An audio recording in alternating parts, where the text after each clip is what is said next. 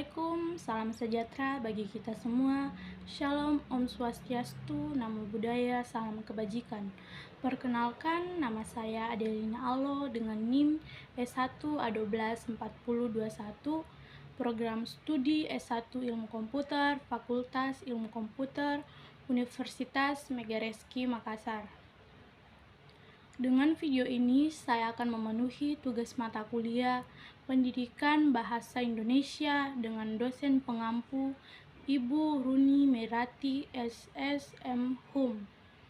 Pada video kali ini, saya akan membahas tentang fungsi dan kedudukan bahasa Indonesia. Namun sebelum itu, kita perlu mengetahui apa itu bahasa. Bahasa adalah sistem lambang bunyi yang digunakan secara timbal balik yang dibentuk atas unsur-unsur bunyi ucapan manusia untuk berinteraksi dan mengidentifikasi diri.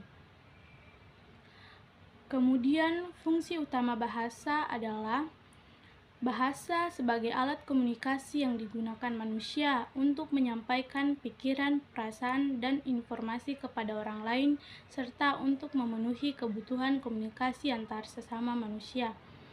Jadi, bahasa inilah yang berfungsi untuk memenuhi kebutuhan kita dalam berinteraksi dengan orang lain.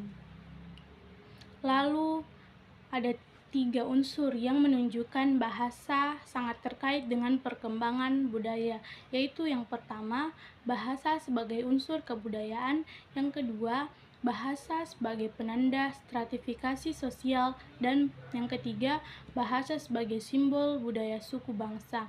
Nah, dari semua itu, fungsi bahasa ialah untuk mengungkapkan kepercayaan dan pengertian dalam bentuk lambang yang dapat dipahami dan ditafsirkan oleh orang lain. Menurut Ernst Cassirer, bahasa ialah suatu sistem simbol yang membedakan manusia dengan binatang. Kemudian kita masuk pada inti fungsi dan kedudukan bahasa Indonesia. Ada 5 fungsi dan kedudukan bahasa Indonesia. Yang pertama, bahasa Indonesia sebagai bahasa negara, karena bahasa Indonesia adalah bahasa resmi. Kemudian yang kedua, bahasa Indonesia sebagai bahasa resmi kenegaraan karena memiliki fungsi penting dalam menjalankan kehidupan berbangsa dan bernegara seperti Undang-Undang Dasar dan Pancasila. Kemudian yang ketiga, bahasa Indonesia sebagai alat pengantar dalam dunia pendidikan seperti apa itu? Seperti buku pelajaran, majalah, dan lain sebagainya.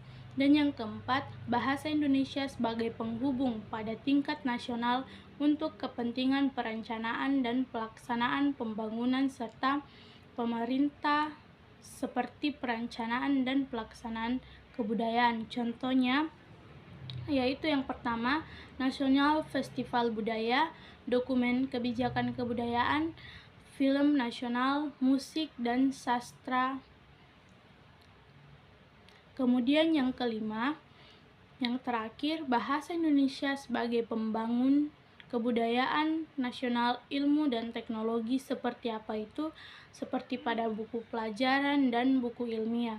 Kesimpulannya yaitu bahasa Indonesia berkedudukan sebagai bahasa nasional, bahasa negara yang berfungsi sebagai identitas pemersatu dan sarana komunikasi resmi bangsa Indonesia.